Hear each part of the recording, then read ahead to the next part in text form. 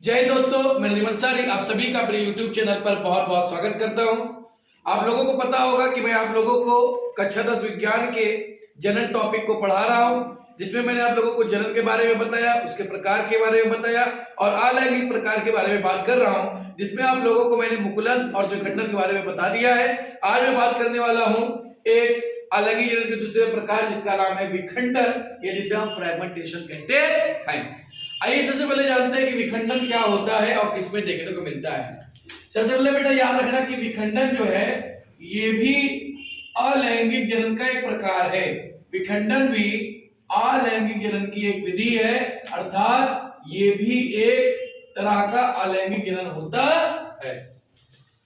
आपको पता है कि अलैंगिक जनन एक ऐसा जनन होता है जिसमें संतान को उत्पन्न करने के लिए एक ही जनक भाग लेते हैं, तो विखंडन भी एक प्रकार के अलैंगिक जनन होता है।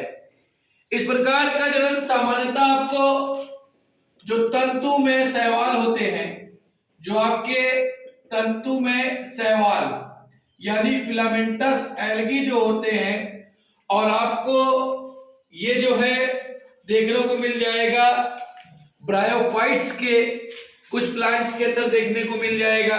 यानी ब्रायोफाइट्स यानी जो ब्रायोफाइटा उपजगत के जो प्लांट होते हैं उनके अंदर भी आपको देखने को मिल जाएगा क्या, विखंडन।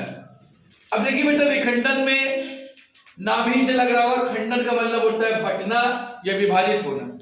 इस प्रकार के जनन में जो जीवों का शरीर होता है, जब वो परिपक्व हो जाता है तो इनका शरीर दो या दो से अधिक भागों में खंडित हो जाता है, बट जाता है।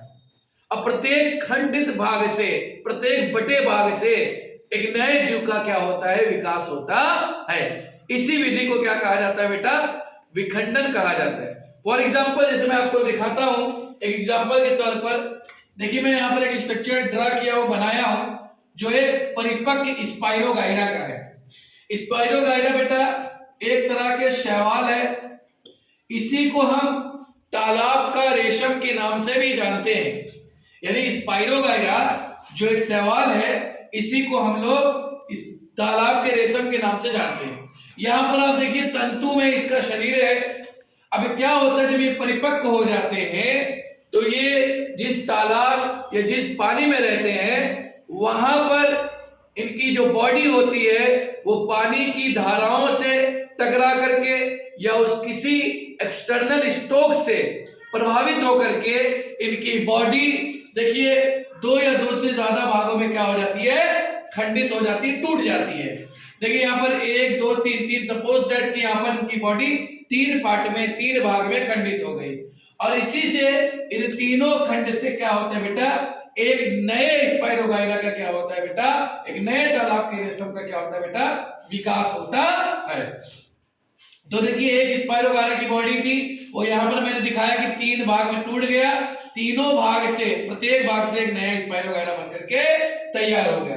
यहाँ पर जो स्पाइरोगाइरा बना अर्थात संतान की उत्पत्ति हुई, तो इसे हम कहेंगे जनन। इसमें संतान को उत्पन्न करने के लिए, इसमें संतान को उत्पन्न करने के लिए केवल एक ही जनक जिम्मेदार है, भाग लिया है, इसीलिए हम इसे कहेंगे अलैंगिक जनन। और ये जो संतान की उत्पत्ति हुई है, ये एक परिपक्व तंतु में शरीर के विखंडन से हुई है, यानी उसके खंड से हुई है, इसीलिए इसे हम क्या कहेंगे, विखंडन कहेंगे।